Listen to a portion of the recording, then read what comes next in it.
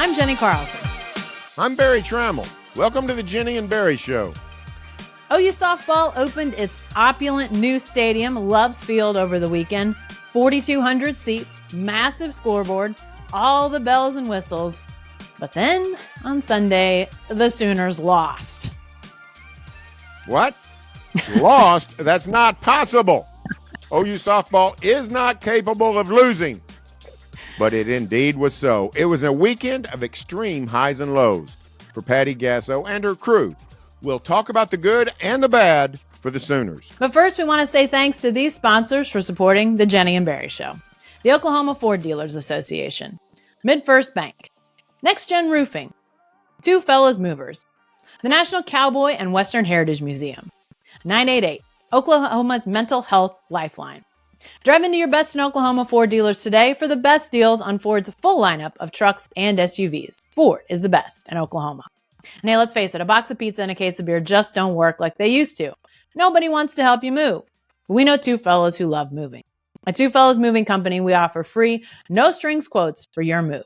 With over 20 years experience, we've pretty much moved it all. Our services don't end up moving either. Need to do some remodeling or spring cleaning? We've got you covered with dumpster rentals and junk haul services. Remember, quotes are free and there are no strings attached. If you're moving in Oklahoma, make sure to call the fellas. Visit twofellas.com for your free quote today. Barry, Loves Field is open, but the 71-game winning streak has ended. Two big headlines coming out of OU softball this weekend. Which is bigger in your mind, the streak ends or the new stadium opens? Well, I think it's the streak ends. On Friday, when the Sooners opened Loves Field, it was not across the crawl of ESPN.com or ESPN. Last night watching the Thunder, Oklahoma softball 71-game winning streak ends. Yeah. So I think that made some national news. It was stunning. It was alarming. Here's what's interesting to me, Jacko. They could have lost game one in the whole dang stadium. Yeah. They go, was it 9-7 over Miami, Ohio, which I know is a softball powerhouse, the likes of which we've never seen. But the truth is, Patty's team did not play all that well in their maiden weekend in Loves Field, and it took away some of the splendor and the celebration of that glorious new ballpark.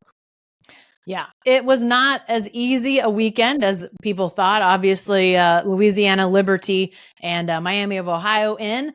Louisiana had been ranked this season, so not a bad program.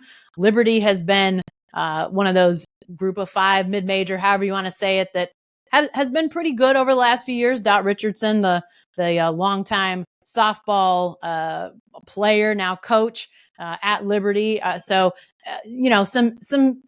decent softball teams that came in, but you expected Oklahoma to do in all 5 games at Love Field what they did in the middle 3, which was dominate pretty easily. But yeah, a tough one to open that they eked out with a walk-off homer in the 7th inning.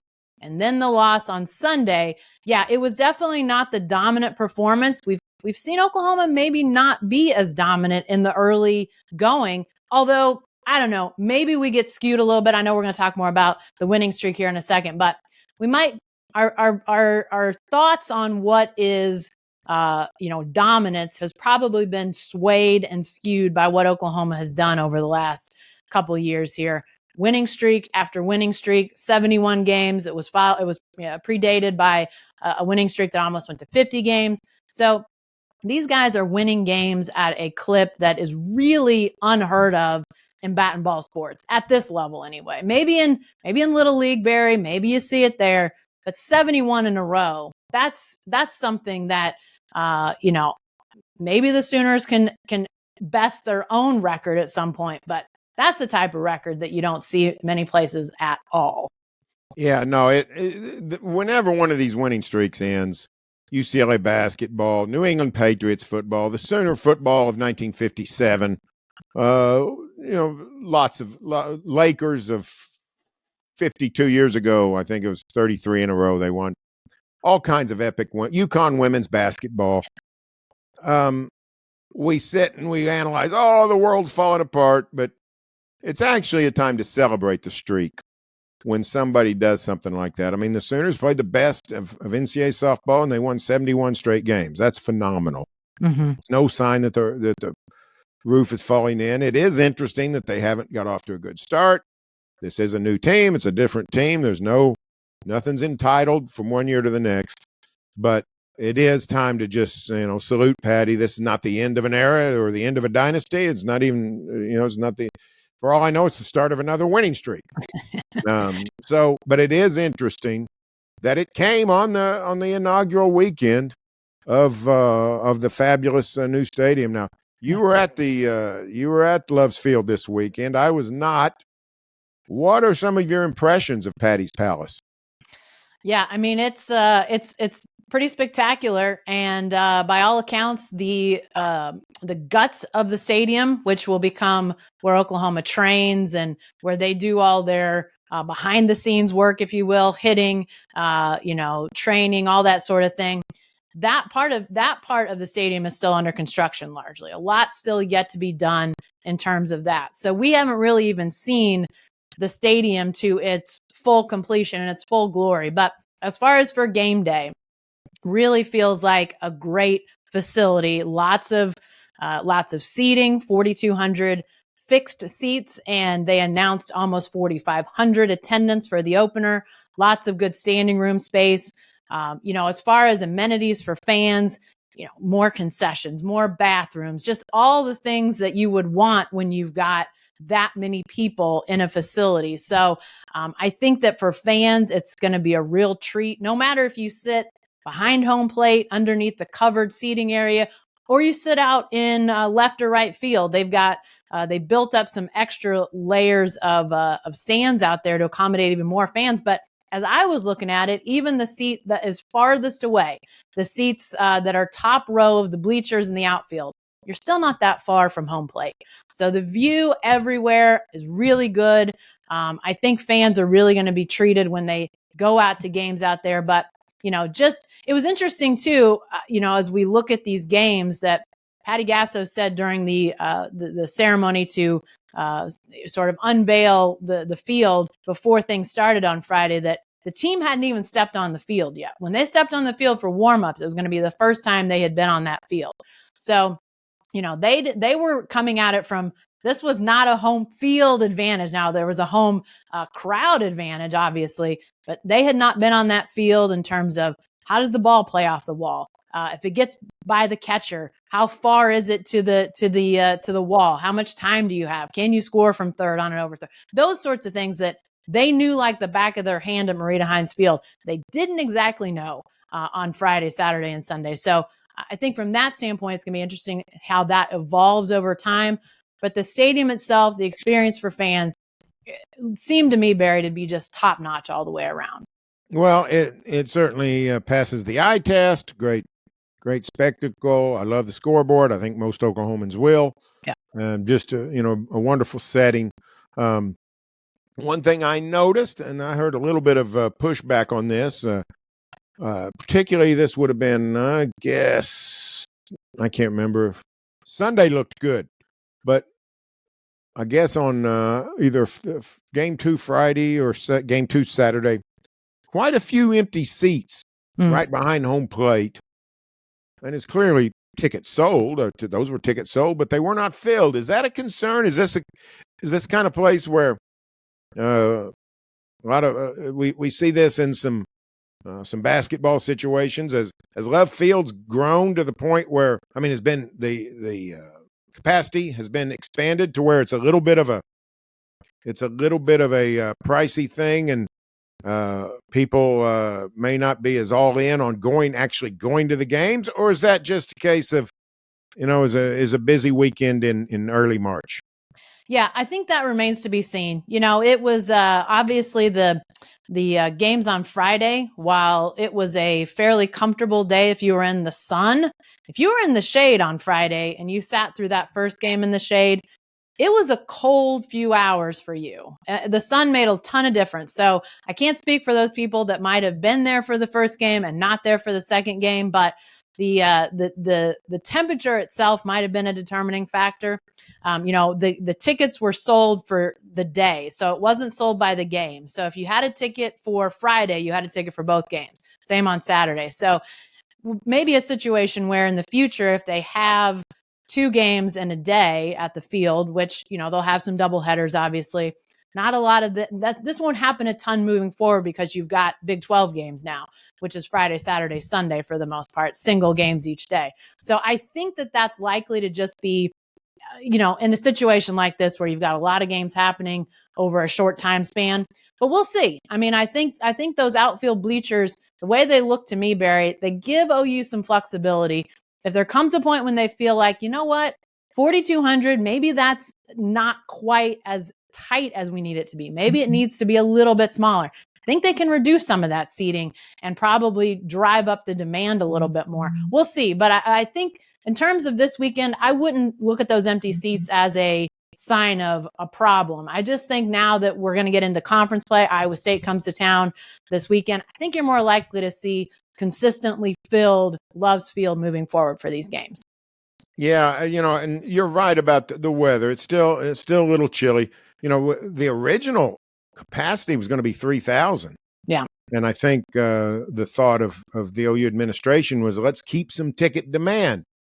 Well, Patty can sell a bunch of tickets these days, so that eventually rose to 4,200, right? Which means a lot more revenue, but the demand and the crush is lessened. So this will be a classic, I think, business case, sports business, to look and see exactly what such a massive change from what was Marita Hines, 1,100 by the end, something like that, like 1,200, I think maybe. Yeah, so we're looking at 350% increase.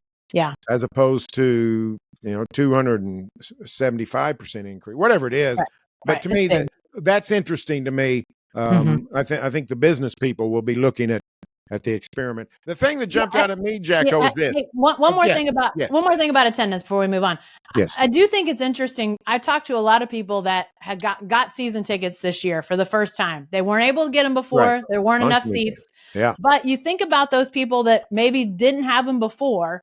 Are they going to go to every game now? Now that they've got every single game with those season tickets, before they would have had to buy their way in a single game here, a single game there.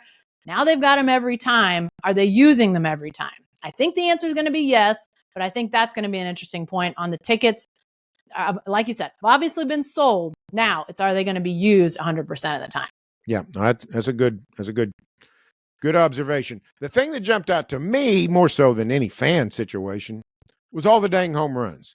Just, now when you're talking about OU softball, home runs are a way of life. I mean, that's just, somebody over the weekend was saying, the reason OU is so good in softball, and the announcers apparently said, the difference between OU and the other elite teams is their exceptional base running. To which I said, you mean the way they jog around the bases after they hit all those home runs? Is that what's exceptional? Yeah. But so OU's going to hit home runs, but OU hit 11 in 5 games, but opponents hit another 8. Yeah. So 19 home runs in 5 games. OU in 5 is sort of something we can live with and expect. Opponents hitting another 8, that seems a lot. So my question is, did OU go and build a bandbox? Did they go and build a gasoline alley where just the wind tunnels to the outfield walls? What's with all the home runs at Love's Field? Yeah, I think it's going to be interesting to see how this plays out. Is this a one-off? Was it the weekend? I don't know. The way the stadium's constructed, it doesn't strike me that there's a ton of wind involved. There's actually an interesting element down both baselines as I've seen it. Probably somewhere beyond both first and third base, where there's kind of an opening beyond the stadium that's covered and beyond the buildings that sit behind it.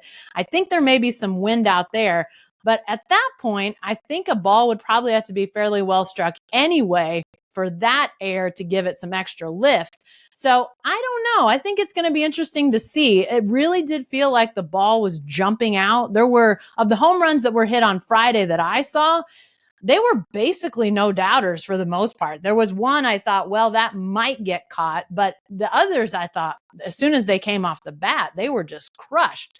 So I don't know if you've got a situation where there are some wind tunnels helping out. I didn't feel like it was a big win game on Friday. You know, Miami of Ohio hit 5 in their game, in that first game against OU. So I think it's another thing like the fans. It's definitely worth watching. It's something everybody will be watching. But if Oklahoma built a stadium where home runs are the norm, I think that's a benefit to OU most games. I think they'll take advantage of that a lot more than their opponents will. Yeah, it's something to keep an eye on. That, like I said, the 11 for the Sooners is not a big number. The 8 for the opponents, 1.6 per game. That's a lot. That's a lot of home runs. So, and here's what's beautiful about this is we're sitting here talking about ballpark effects for college softball. Yeah. I mean, ballpark effects is something I'd latched onto 30-something years ago in Major League Baseball, and fascinated by the difference between Candlestick Park and Wrigley Field, or the Astrodome and Fenway Park. Now we're seeing it in the sport of softball. You can look at that as well. Now, the dimensions are smaller, so the differences between park to park are not great.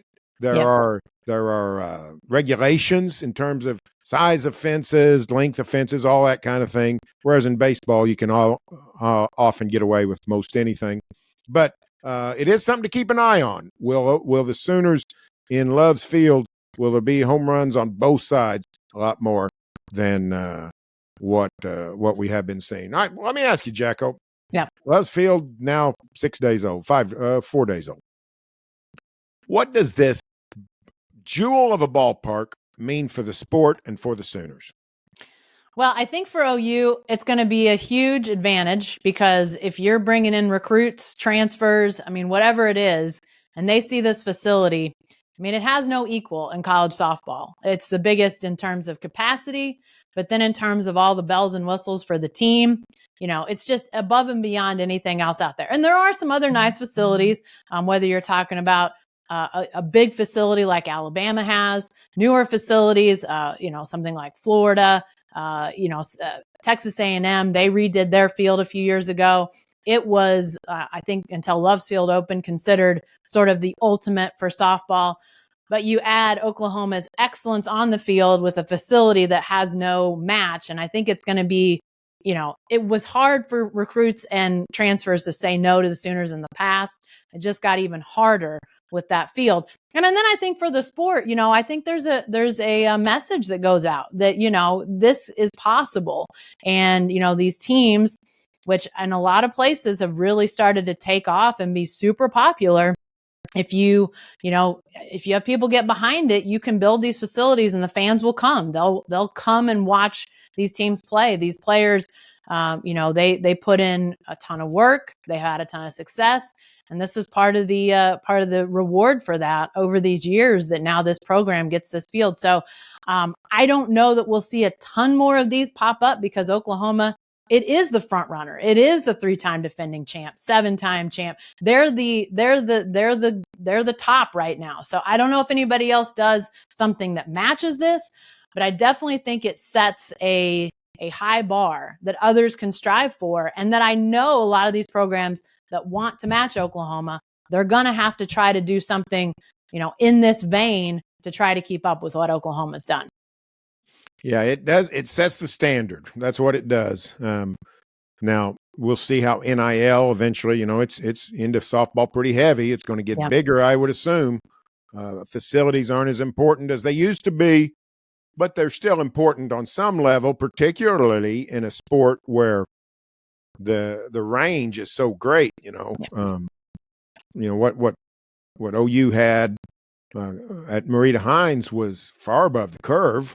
Yeah, it's just now way beyond what most teams have, and will stay that way for a while. So that'll be interesting to see how much of a advantage that continues to hold. And of course, it was a great celebration. Everybody fired up about the opening of the stadium on Friday, the new era of Sooner softball.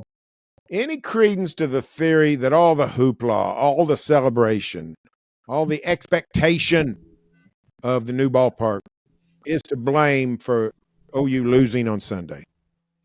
Well, I don't know if it can be to blame. I mean, Oklahoma made a lot of mistakes, 3 errors officially on the score sheet, but some base running mistakes.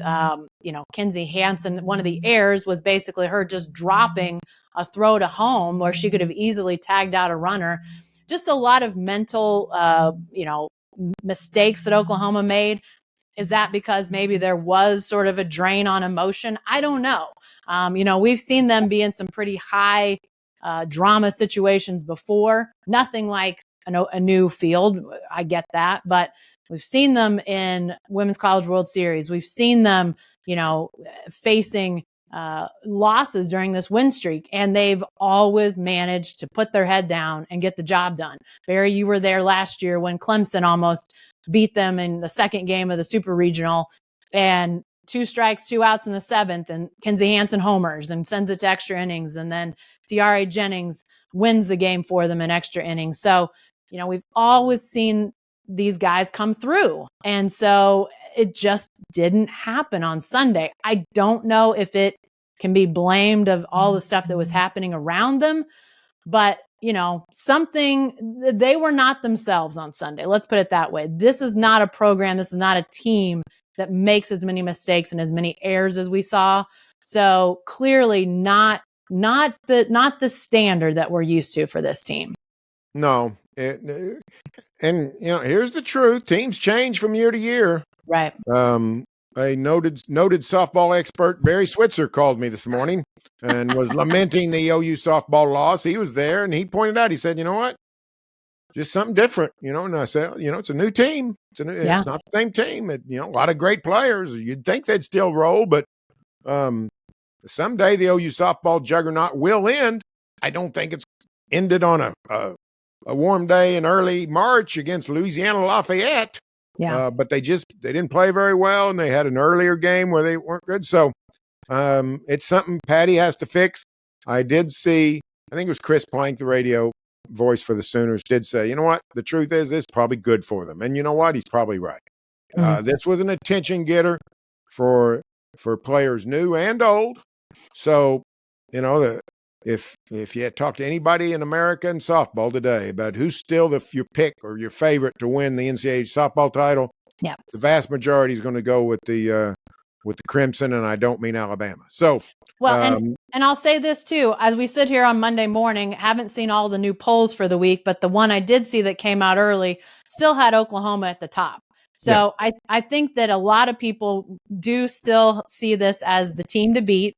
So yes, there's concern coming out of that loss on Sunday. You can't have watched that game and think everything is just fine. I think Patty Gasso will find things that she'll definitely be working on after that. But despite the concern, what you said earlier, Barry, I think this is also reason to celebrate 71 games, because it's kind of hard to even put that into context sometimes.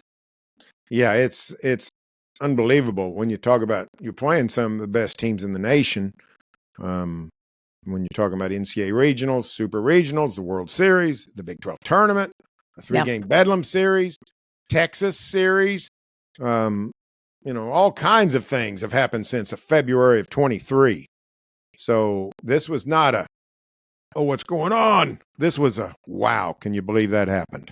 It was an amazing streak, amazing streak. Yeah, and 61-1 last season. I had somebody remind me of this last year after OU won its 3rd consecutive national championship, that if you put 61-1 into like a Major League Baseball context, the equivalent would be a Major League Baseball team going like 159-3. So, I mean, no Major League Baseball team is going to go 159-3. And to think that a college softball team went 61-1 and was flirting and may still flirt with that type of record again this year, I mean, that's remarkable. That's the type of stuff that we don't see come around very often. These Sooners have made this type of winning normal. They've normalized this level of success. And if you look around college softball, the really good teams out there already have 2, 3, 4, 5 losses. Teams that will probably be in Oklahoma for the Women's College World Series. already have multiple losses. So Oklahoma having one at this point, while around here, it causes people to scramble around and say, okay, what are they going to do now? That's still a really good record for this team at this point. Yeah, no, I'm not selling on Patty Gasso. I think I'll still be in the buying category if that's all right with everybody. I think so too. Well, hey, that's all the time we've got this week. You can find our columns, videos, and podcasts at selloutcrowd.com, as well as barrytrammell.com and jenny-carlson.com. If you want our content sent straight to your inbox, sign up for our newsletters. It's free and easy. Just head to selloutcrowd.com and opt in. If this happens to be your first time hearing us or watching us, be sure to subscribe to our show on YouTube or your favorite podcast app. And if you like what you hear, please leave a review. Thanks for joining us, and we'll see you next time.